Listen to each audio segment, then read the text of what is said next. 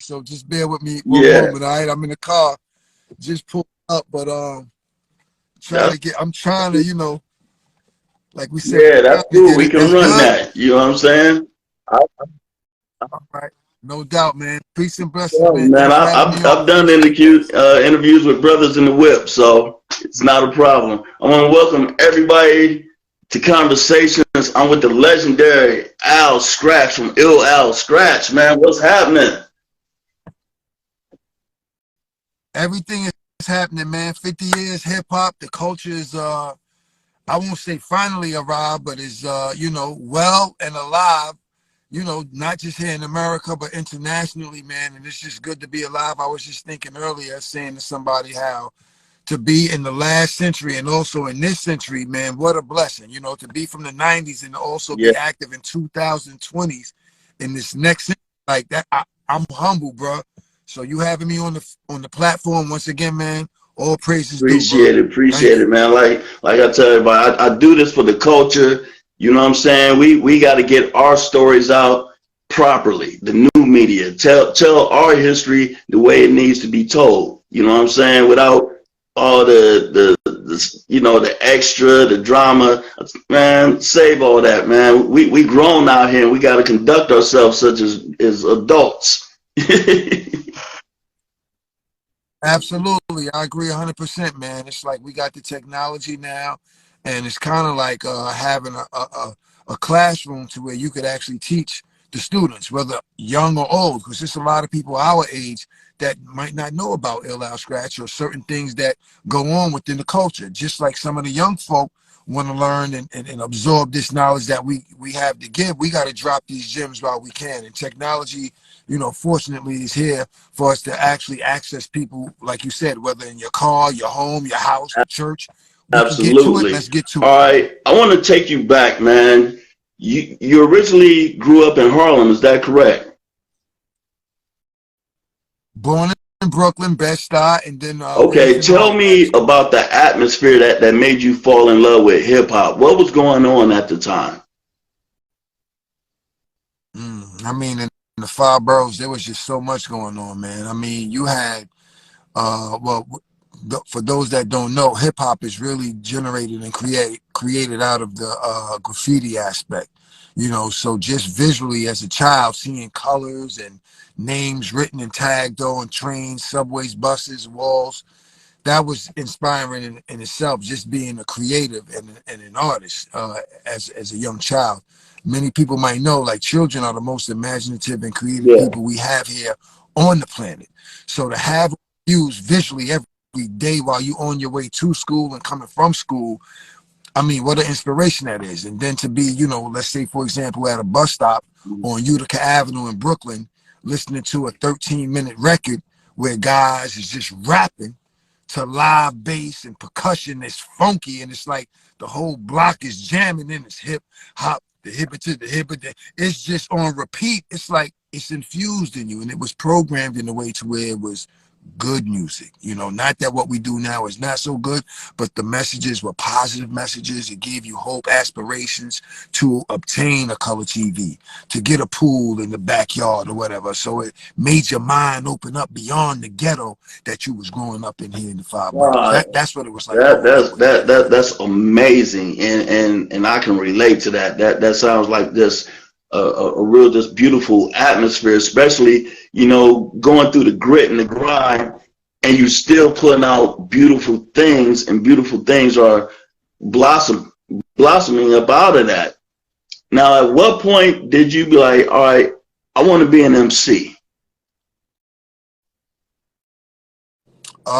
To be an MC, I think that happened after I was in a group in the late 80s and just being a DJ. Of course, everybody back then probably had a little composition book of 100 pages, 250 pages, whatever it was, and you scribbled down some lines. But until the group that I was in actually got, debunked and wasn't together functioning as a group, just DJing some parties and, uptown DJs, we talk on the mic. So we in the party, we having the 1, 2, as we continue on uptown Broadway 156. This how we do it, Metro Bar. We got my man Big Rush now. Somebody said, yo, Al, your voice sound hot, bro. You ain't never think about, being an MC? And I was like, nah, I ain't really think about that. But they said, yo, your voice is raspy. It's distinct. It's got this just tone to it. And at that point, I said to myself, you know what? Maybe I'll try to do this thing. And fortunately enough, I had an option to where there was a contract on the table with a label where I could exercise the rights to actually record professionally and release something on the major label. So Wow. I took advantage of that. Okay. So when did you form the group Ill Al Skratch? The last Skratch was formed in I want to say late 1993 after a partner of mine from a prior group, unfortunately was no longer to be able to be a part of what we had going on. And then the producer LG, Large God from Lafayette Gardens there in Brooklyn, said, he was working with this unsigned hype artist, Big Ill the Mac, my man Big Ill, salute, Ill Al Skratch, Illusion, Our Lyrical Lord. I was able to participate on the demo he was doing to get a record deal, which was called Creep With Me. And, That was I definitely a did dope that joint. demo. Thank you, brother. That became the title of the album, actually. So, that set the whole tone for the relationship that Ill and I had. But like I was saying, unfortunately, the partner that I was with prior to that, had a situation to where it was like, once again, I had an option on the table to where it was like, okay, I got this deal to where it's a group situation, and me and Ill sounded good, and the A&Rs over at the place, the producer said, yo, why don't y'all do something else, do a remix to Creep With Me. And it just so happened that the remix to the demo we did for Ill Creep With Me was Where My Homies, Yeah. which a lot of people know to this day, man. Come around my way. That's definitely a classic. Now y'all had like a very unique style, like just your rhymes, your look. Cause I remember when y'all first came out and y'all on MTV, and I'm like, man, these brothers is dressed fly, is smooth. Where did all that come from, man? Well, once again, man, I gotta salute my man Big Ill the Mac, man, our lyrical lord, who was really visual in regards to how the group wanted to look. Him being from Brooklyn, even with the Punisher, black and white Punisher, him with the BIG leather hockey jersey. Because I think at the time people was wearing hockey jerseys, but ain't nobody really have a leather hockey jersey. You know what I'm saying? He had the Al Skratch being, that smooth brother from uptown Harlem, because as we know, back in the days, Brooklyn and uptown ain't really get along. I mean, most of the boroughs for that part didn't really like mess with each other. We go to each other's parties, kick it with some girls, but it was like we ain't really jive with brothers over there. But due to the fact that I was from Brooklyn, I had relationships being in Brooklyn every weekend basically and every day, to where, building with Ill, it was kind of like, yo, Al, boom, let me hold down Brooklyn on this side. I could be the rough, boom, boom, boom. You uptown, smooth Harlem. We could collaborate, put that together like peanut butter and jelly, and that'll be a nice mixed combination. So, you know what I mean? Hats off to my man Big Ill in regards to how that image was to be portrayed out there as far as the group Ill Man, Al and Skratch, it definitely came across very well because, like I said, especially at the time, it was just so unique. But that's the one thing I do like about that era. Everybody found a way to be original. You understand what I'm saying? And that's what really set y'all apart. But one thing blew my mind, and how the hell did you get Brian McKnight on the song, man? Major question, man. And I got to be honest with you, Mercury label, Mercury has a long history of working with black artists. Quincy Jones was once the head over there, back in the days, and such a humble honor and privilege to be on the label with a prestigious track record like that. But Brian McKnight was an up and coming artist. He had some nice momentum going, and I think the A&R we had at the time, Bruce Carbone, thought that it'd be a nice mesh, since he, had an album and a project that was soon to be delivered, that he get on the song that we did. LG, the producer, once again with Tony Prendat out of Soundtrack Recordings here in New York City and Chelsea, had sampled EPMD. There was a Right. record they had called Jane, with Irish was talking to Eric and was like trying to hook him up with a chick and was telling him like, yo, she's fly, haircut, like Anita Baker, looked up, and then he was like, oh, looked up and down, saying like he was with it to help his partner out while he was trying to bag something else.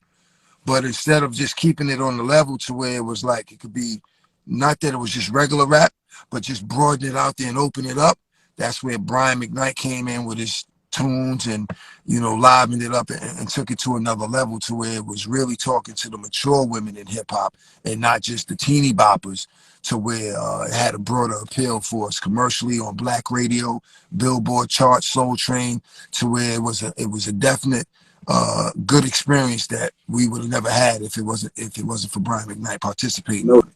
Salute Brian doubt, no McKnight too, doubt. man. Now, did you have any idea in the beginning that y'all would really take off the way y'all did? I mean, you don't really know. You know, back then it was more like there was so much uh skillful, talented artists that was out, that was coming out continuously. I mean, obviously we knew there was a lot of competition, but like you said, to have your own niche to where, you know, you're gonna set this trail ablaze over here. These people have set this trail ablaze over here. You didn't really think that. We did know sonically through working with Tony Prendat, who had a lot of years and history of working in the music industry, that the sound was different. I mean, I think the only other people, and this is no knock on anybody else that came out during that time, but Dre and Snoop sound was one that was definitely on a high quality level to where when you listen to certain systems, you heard things Right. that you wasn't hearing with regular rap songs. You know, you Dolby Surround 5.1, where you might just hear a fucking snare in the back bottom left of your ear, and over here you might hear a cymbal up top to the right. So when you're dealing with mixing and the professional technical aspects of sonically what your music is doing, you do get a feel for, all right, this is not just sounding like a regular 4-track or a 16-track. This is 24, 48 track we messing with, and it opens your eardrum up to where you have a keener sense for how it's going to sound No to the doubt, because consumer. y'all sound was definitely crispy, and I think that's what really helped y'all out. Like everything was so crispy and smooth, and it had a certain funk element to it too. Yes, indeed, man. I would say Yeah, funk and also soul. You know, because LG, for those that don't know, LG is the family member, younger brother of Easy Moby. And if anybody's familiar with Easy Moby work, I mean that man basically carried Big on his back and brought him into that, you know, not just, you know, Biggie. I mean Craig Mack, you know, Flavor in Yeah. Moby sound is just a distinguished sound in hip hop to where it was just funk. And anybody that knows production, when you coming out of a SP 1200 and a, you know, a 950 or a car 1000, and you got shit that's sounding like that, you got some talented, skillful ears to where you tapped into what sounds need to be, you know, manipulated to the filter point where it's sounding and knocking as if it's a real live band. And once again, hats off to LG and Moby, just in regards to making sure that the sound was different and not just the regular, you know, boom bap sound. Even though it came from and was originated and is boom bap, it elevated the sound because the mix that was applied to it, you know, Mike Foster-Kemper, excellent engineer, Tony Prendat, excellent engineer. These are professional people who have a broader range in regards to. your sound went out. Yeah. Yep, we good. How about now? Yep, you Can you hear good. me? Oh, my bad. Yeah, my G. You know. You in? Okay, yeah. All right, Yeah, yeah, we can cool. hear you. Damn, that's whew, yeah. Like I was saying, y'all sound was just definitely incredible. What was the one of the biggest things you learned from your first record contract? Wow, my first record contract, that was many, many years ago, man. And what I've really learned is that you really need a lawyer, man. That's what you really need. That, you know what I mean? That's the first lesson in this game, is that you need representation. Somebody that's gonna explain to you what's hidden in between those lines. You know, and me just being a young boy, you know, teenager, really straight out of high school, getting my first commercial major label deal, not having a lawyer, just being excited. Um, going ahead signing for the opportunity, not really understanding the business and the game of it all. A lawyer is what you need, man. Because even today, I hear about these deals that the young cats is getting into. I think they call 360s or whatever they are. It's kind of like you giving away the house. Meanwhile, your value, you worth more than that. You don't have to do that. If you exercise a little patience, get some more knowledge and representation, you could definitely hold on to something that'll take care of you and your family, No possibly for doubt, no generations. doubt.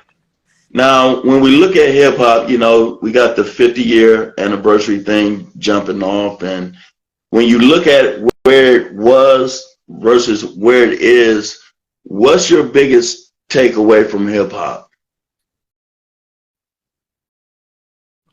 My biggest takeaway from hip hop, man, I gotta be honest with you, is man, and I was in this position too, is the inspiration that it has on the young mind. You know, just the hope that it gives people. When you go across seas into these countries where people don't even speak the language, but they understand what you're saying through the music. They know the lyrics. They could say your lyrics in English, but they really might not be able to hold a conversation with you in your language. It has a deeper meaning. It lets you know that, music is really truly the universal language. And in addition to that, not just touching the young minds, but just like even last week, and it's happened to me many, many times throughout the years where a brother might have been behind, locked up, or had to be sat down for some time, where you come home and say, if it wasn't for Where My Homies, that song, listening to it in the yard or in the cell, it wouldn't have got me through, man. I just wanted to say thank you. That gives it a bigger meaning than just, oh, that's a 16 bar I wrote, MC raps. Nah, that the music touches people in a way that you don't really understand when you first writing it, And I try to tell artists this all the time, like, never think that your music won't be heard by somebody that's gonna touch and Yeah. inspire and resonate within their soul. That's the big takeaway from hip hop, because I'm a student of the game. You know what I'm saying? I'm a fan. I love everybody that's out here doing it, that did it before me, that's doing it after me, and that's going about to do it. But this music is really a powerful instrument, man. And the ancestors always preached this, even through just the drums alone, it speaks a language. So imagine dope drums with vernacular that's speaking messages to people who don't understand your language, but they understanding that message through that music. That's the biggest takeaway for me that hip hop has done. You know what I'm saying? That, Very that that's powerful. extremely powerful. Now, as we move forward, a lot of people are not really aware of a lot of your solo projects that you've been working on. Let's give them a rundown what you've been having going on as of recently. Well, just most recently, man, shouts to Team Demo Music. They produced this joint that I did called Hit That, which is it's really I'm just bigging up my brother BIG. He had a joint called Dreams, a fucking R&B bitch, and I'm just having a little fun with it at this point, giving back, and it's talking about kind of like the similar thing he was talking about when he dropped that. But Team Demo, I'm working with them on a project. Large Pro and myself, we dropped a joint called Be Original. That's not really available right now, but it's something that I might put on a project in addition to some other things he and I are working on. I spoke with some other producers I can't really, mention at this point, but I just been dropping freestyles, having fun, giving back. I got my Skratch YouTube channel. It's ALSKRATCH, where you'll find a whole bunch of freestyles that I'm doing. In addition to a couple of songs that I did with my brother Doo-Wop, DJ Doo-Wop, legendary bounce master, DJ from uptown in the Bronx. It's called Dirty Dungeon Rap with Bay Blue. And also, man, it's just calm, steady with my man Stu Bangers from the North. We working on a project. I'm excited, man. This is like, this is like the best time of my career, because it's like a lot of people ain't know I really Mm-hmm. knew how to rhyme. But I grew up in that blood sport where my crew went around battling MCs and taking them out. So you had to be Yeah. sharp. Your knife had to be on point. And in addition to me just doing those freestyles, because that's fun for me, I'll just, go in the stew, write something, put it down. I'm looking forward to this first Skratch solo album. And that's what's on my agenda, for the 50th year hip hop. I got a lot of producers that want to be involved in it, and I took my time with it, and I want to make sure I get the people exactly what they want to hear from Al Skratch. You know, I got a lot of versatility, but I want to make sure that when I deliver this project, it's something that the consumer is going to be able to enjoy, and not only enjoy, but something that's going to be another classic that'll stand the test of time, man. So that's why there's no force for me to hurry up and get it done, or you got to have this or that. It's going to be a natural, organic feeling, and the people that's rocking with me, I just want to say thank you, you know, for still sticking with me. I know it's been a lot of years, but this music is going to be presented to you in a way where you hopefully going to appreciate what Al Skratch took so long to do, because I'm passionate about the music and I know what it's going to do for kids that's out there that's living in poverty. It's going to give them hope and aspiration, because if No I could do doubt. it, you could do it too. And plus, we need grown man hip hop because we done all grew up, and it's a market, and these labels act like there's no market for that. No, we still love hip hop. 40 years ago, we still Still love. love hip hop. It is what it is. You know? Yes, indeed. And you know, it's funny you say that, bro, because I had spoke to somebody about that. I got a couple of joints that is gonna speak to that, because I always said that you know, it sounds Scratch that real smooth brother, right? And a lot of times I'll do these rhymes or records or freestyles to where um I'm really talking to the homies, and a lot of, you know, females come up to me and say, yo, but when you going, what you gonna do for us? When you going? So I got some joints that the ladies is gonna enjoy too. Like you said, there's a void for that. There's definitely a lane where these females need to be addressed. You know, a lot of times we talk about, oh, these females are not being feminine and they acting hard, and of course we ain't giving them nothing really. You know, even with the R&B sometimes, and I'm not trying to knock on the brothers in R&B, but when we grew up, everybody was smooth, man. There's certain things you say on the record, and there's certain things you don't say. You could give that same message to a female or whatever behind closed doors, and you want to get raw with her, but like, there's certain things on the record to me in an industry where children are listening, it don't need to be said, honestly speaking. Now, we all have freedom of speech, and it is artistic creation, so I'm not trying to tell anybody not to do what they do. But I know as far as me, Al Skratch, I'm going to deliver something to these females who might be older, might be a little younger, but it's going to be a mature, grown message. Like you said, like salute to my brother LL and there's many others that used to do that. You know, they used to do that, probably still do that, but there's a lane for that, because these females need to be inspired also Absolutely. through this And music. salute to all the grown, sexy women out here in this world. You baby, we Man, love you. We and the coming love for is you, son. real. Now, I had noticed something Yeah, on your yeah. YouTube page, and it just blew my mind. You had spoken on it a little earlier, and I want to dip back to it because, first of all, I love that Be Original joint, and I seen the studio Yes, session. How was it working with the large professor in that setting, man? man. And let me tell you, bro.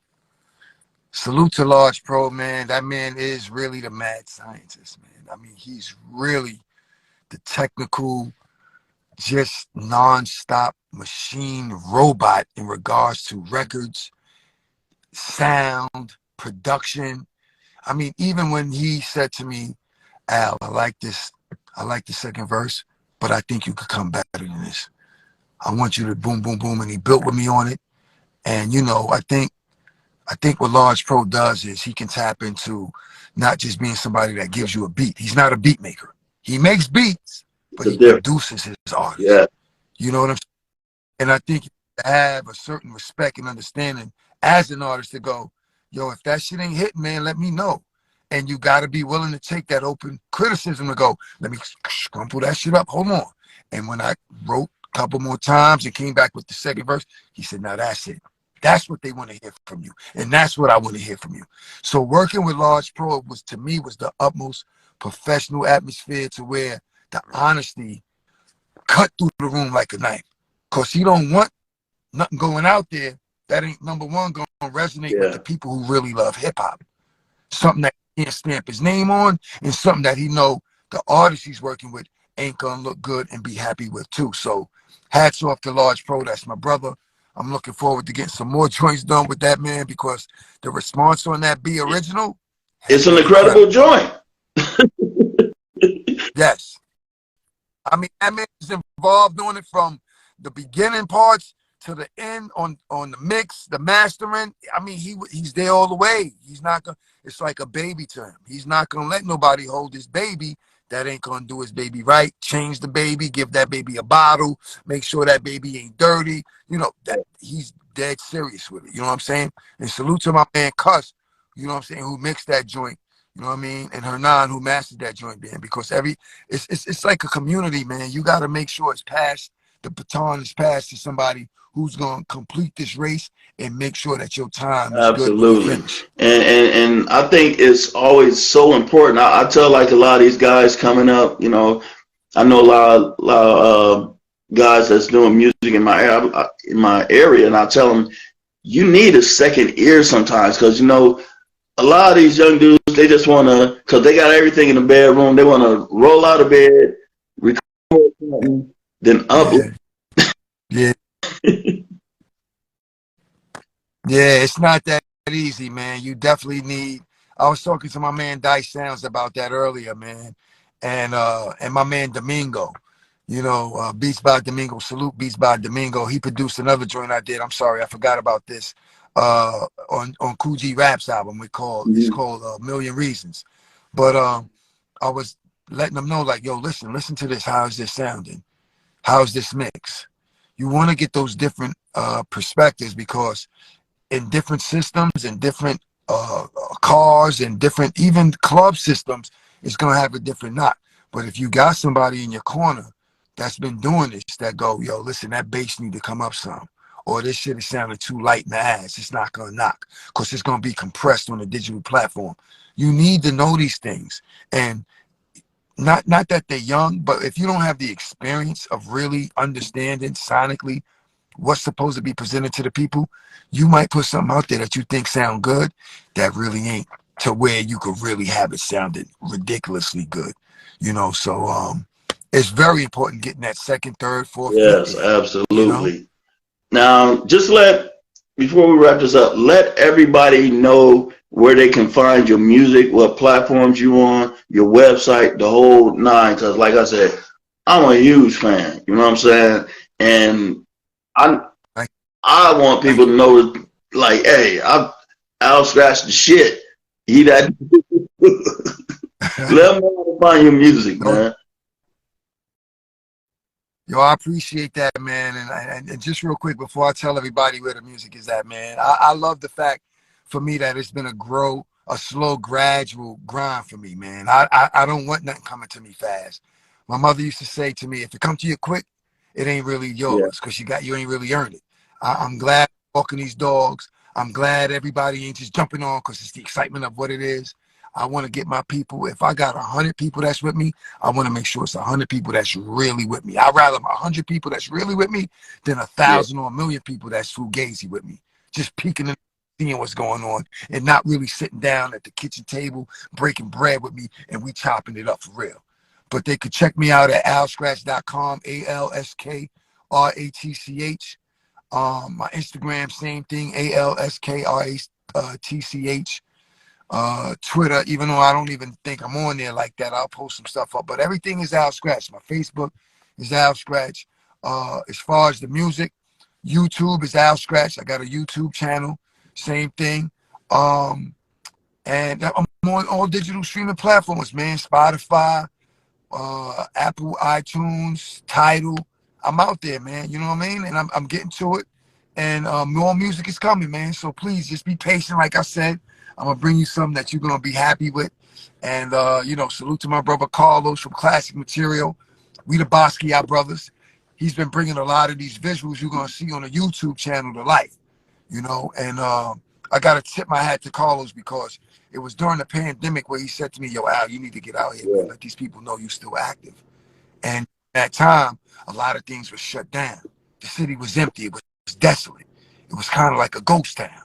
And that's when we took advantage with some cameras, got out there, shot some freestyles, and that helped me get some wind underneath my wing and get the comfortability of knowing, like, okay, maybe I could really jump back in here and get this thing popping, man. That's what. You know, pardon my voice, man. I've been doing a lot of vocals recording, so I'm really Al Yeah. Skratch, that raspy You brother right now there. You you know, doing a lot of recording. You getting it in on the ones and twos. I done peeped you. I like, man, I gotta get out there, man, and check out one of your sets, man. I want to see you on the ones and twos, man, and rock what you do, like for real. I'm gonna definitely have to come out for that sometime. come on out, man. And you know, you could also join me on that Skratchy app, man. I'm on that Skratchy app where you get live DJs 24 hours a day. It don't get shut down as far as copyright infringement law. You know, we could play music where it's not going to get turned off or stopped like Facebook or IG. I'm on that Skratchy app, man, Al Skratch. And we got dope DJs on there like the official DJ Dice Brooklyn, who used to DJ for Red and Meth, DOS Effects. So many good brothers on there. Full Blast Radio, man. And salute to my brother Kevin, who put that together with his brother Keith, man. It's a new app. It's a lot of dope DJs on there, so you could definitely check. Matter of fact, I might go live tonight just Yeah, to let people know what I do can do, that. man. You know what I'm saying? Yeah. All right, my You know, brother. I want to thank you so much for your time. It was greatly appreciated. It's been an honor for you to come on Conversation. It was kind of like the Al and Al show. You know what I mean? indeed, yes, indeed. I want to thank you, man. First of all, you know, for having me up on the show, man. You're doing a great job with this. I saw the broadcast with my brother Raheem. I mean, this is what the people need, man. And if it wasn't for people like you getting these real, true hip hop stories out there, who knows? You know, sometimes things get buried in the sand and people might not ever know, man. You know what I'm saying? So I want to also salute my brother Shock Sound, man, who put this together. I think you emailed him. He reminded me like, yo, listen, make sure you get on that interview, hold it down. So I want to salute my brother G Berkman, Shock Sound. And All right, you know, anything you no need, I'm doubt, here, man. bro. Thank you so much. You have a wonderful evening. And when you go live, I'm gonna tap back in and turn it up. Hopefully, I don't wake up my neighbors. All right, no doubt, brother, man. Peace and blessings to all the people. Love y'all, man. Hip Hop 50 Out Scratch. I'm in the building. We Peace. gonna do it, y'all. Love is love. Peace.